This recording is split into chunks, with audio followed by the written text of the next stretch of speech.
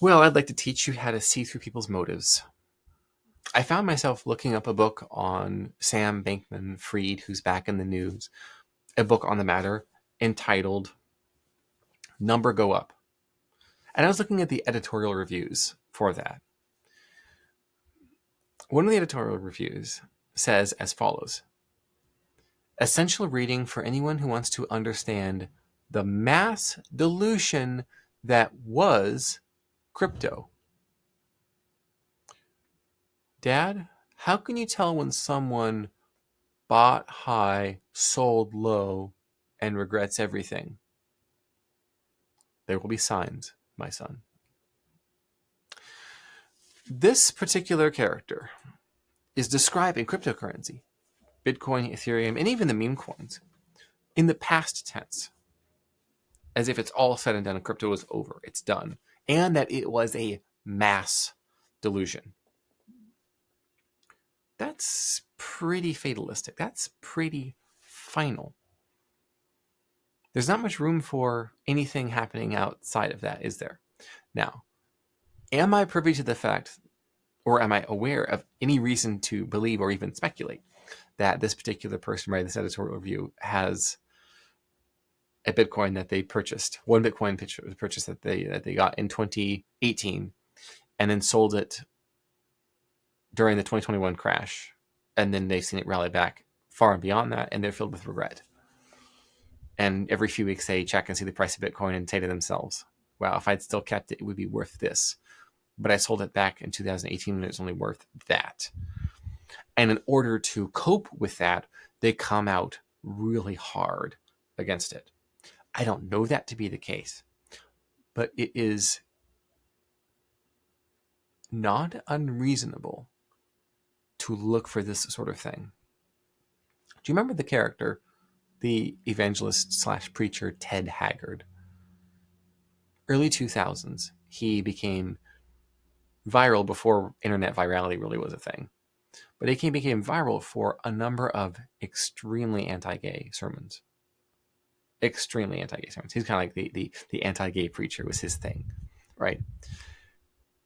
Many of us were suspicious at his position on the matter until it came out that he had male prostitutes that he frequented. No surprise there. Notice with these two anecdotes and the innumerable more like them that you can think of right now, people, when they often come out hardcore against something, trying to convince other people, this is the key, not just stating an opinion, that is a strong opinion, but a strong opinion in the context to convince you of the correctness of their position. That's key to understand here. It's not just a strong opinion. It's evangelizing a strong opinion. It's advertising a strong opinion. It's the editorial, writing an editorial review for a book that you hope people read in order to preach the chaos, the craziness, the insanity, the mass delusion that was crypto, as if it's over. Have you seen the price of Bitcoin, my friend? Ethereum? L2? Layer 2? Anything? No idea what's going on here? It's as if this whole world is happening and they're completely ignoring it. And they want you to ignore it too. Why? Probably to make them feel better about themselves. You will notice this, and it will allow you to see through people's motives. Now, in the motive, I'm not going to guarantee it. But we do know from the Ted Haggard situation, and if we map that on, it's a way of coping with guilt and with shame. And it's, I'm living my private life one way, and in order to counterbalance that, I'm coming out very publicly in a different way so that I can feel like I'm making up for it. I'm helping other people. Maybe in the case of the so-called crypto scam, it's possible that this individual's position is, I got scammed because I bought high and sold low. Or rather, I sold too early and I didn't buy again. And I kept telling myself, it's no way it's going to do it. It's going to crash again. It's going to crash again. And I never bought it, and I should have.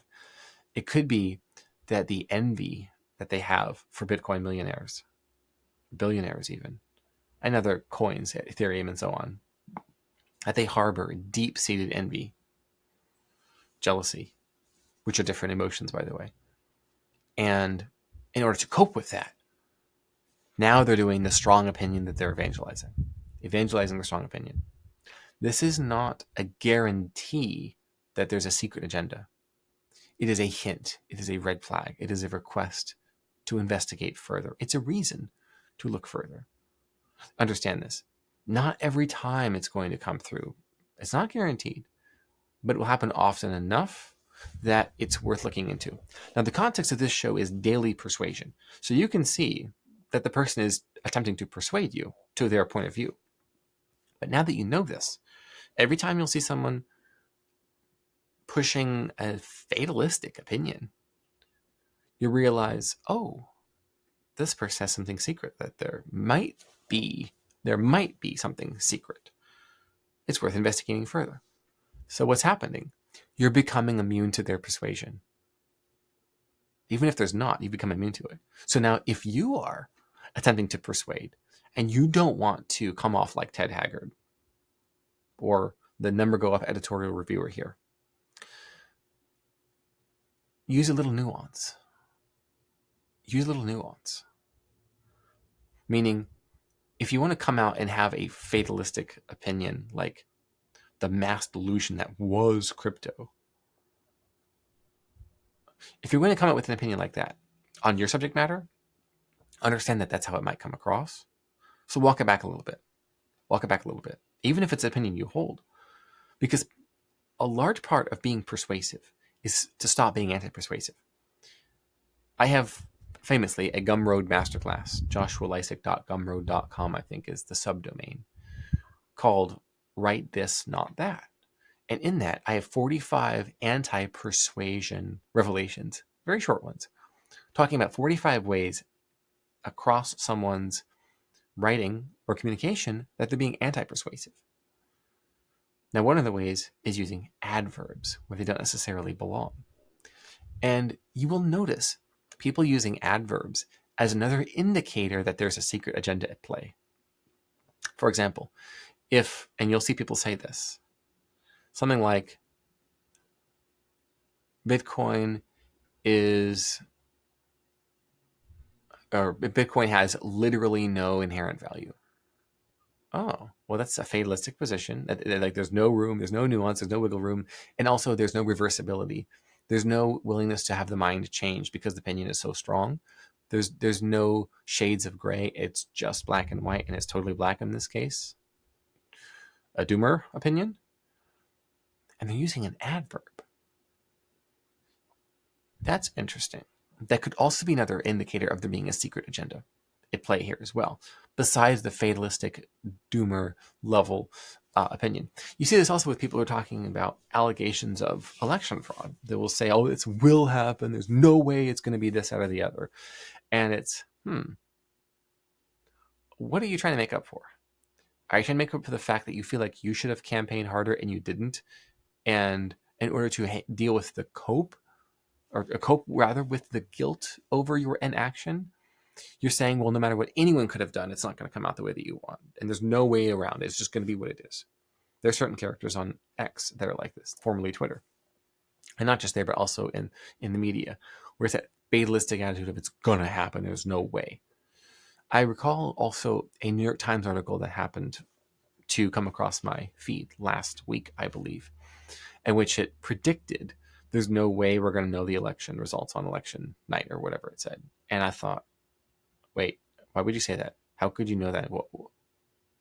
Red flag, red flag, red flag, red flag. That is one of those doomer opinions, black and white, in this case, all black. There's no light.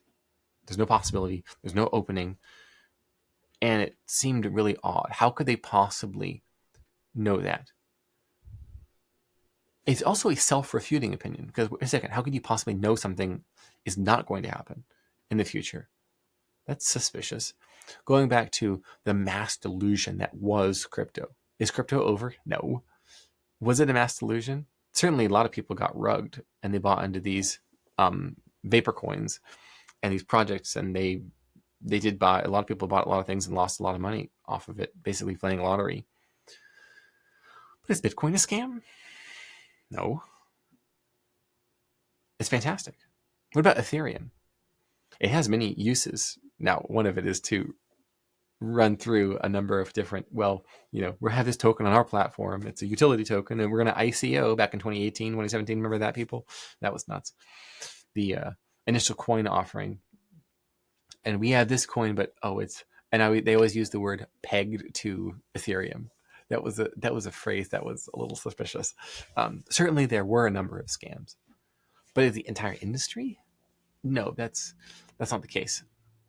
So we're using global, fatalistic, no room for change opinions.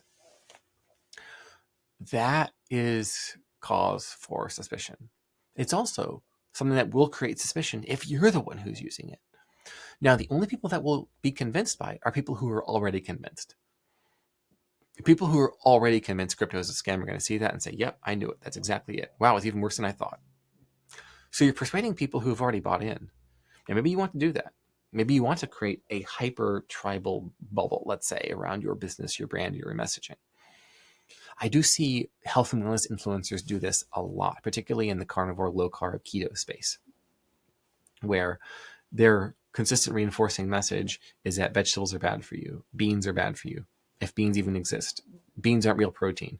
They'll say bioavailable protein. That's a common one. The high-quality animal protein, there's nothing like it. You'll hear that sort of thing as well. And whether or not that's true or has merit, the fact of the matter is that sort of vegetarian food bad, animal food good, zero grayscale, zero light, zero change, anything like that. It's not possible to be a healthy vegan, for example, or optimized, right? That sort of language that, like, well, I go to the gym and there's this guy who's a bodybuilder and like he's drinking soy milk over there. He looks pretty good to me. So if I'm on the fence, I might be anti-persuaded. I might go, oh, this is just a tribal person who's not informed. Oh, that's interesting. Huh. Okay. And then I dismiss them as being partisan and non-credible. And credibility is king in the open internet age, a global open internet age. Credibility is required. Now, you can't immediately tell if someone is credible just by looking at them or reviewing their material or reading it. Everyone has assertions, but it's a process of sense making. Really, that what I'm getting to here is every one of us is a sense maker. Every one of us is a decider. Every one of us is an adjudicator of truth, reality, and facts. It is what it is. That's what they mean when they say do your own research. Now, part of doing your own research is noticing, as D. Saylor likes to say, noticing. What do you notice about the use of adverbs in journalism? They tend to be correlated with people making false claims, either misinformation or disinformation, or what's worse, which is malinformation, where they say something that happened, but they leave out a key detail. So, for example, remember the Charlottesville Fine People hoax? They would say, I literally saw it on video. Donald Trump literally said that the neo-Nazis and the racists had very fine people. He literally said that. I heard it myself. That's malinformation because it's true. And they cut the video off right before he says, and I'm not talking about the neo-Nazis and racists because they should be condemned totally. And he's talking about the people who are on the side of the statue debate. They're leaving the statues in place for historical reasons or removing them for, let's say, racial sensitivity issues. Talking about there are fine people on both sides of that debate, which is correct. I once saw a 60 Minutes special prior to this about a black historian in Virginia, Richmond specifically, talking about how apparently at the time, the community he was a part of, the vast majority of that black community he was a part of, the organization, wanted the Confederate statues to remain. Was that ever covered in the media? Or did you only get the malinformation of that one clip? You know the answer. You know the answer. So the objective there is, again, manipulation. And if you understand the sorts of techniques that are being used, you can spot them. You can say, oh, okay, this person keeps using adverbs to describe things. And then when I look into it, I see something totally different. I don't see that. So that allows you to be free from manipulation. You can become immune to it, which is good, which is ideal. I think we all want that. Well, I think we have covered pretty much everything that I want to get across in today's episode about seeing through people's motives. And it's possible, again, we're gonna bring it on home here. What to look for is someone taking a fatalistic, black and white perspective where there's no hope for change. It is what it is. Sometimes adverbs, sometimes in the future tense where this will happen, and there's no way they could possibly know that unless, or they will refer to the entire industry as a mass delusion, which is not in evidence whatsoever. And then knowing this, you can avoid being anti-persuasive yourself.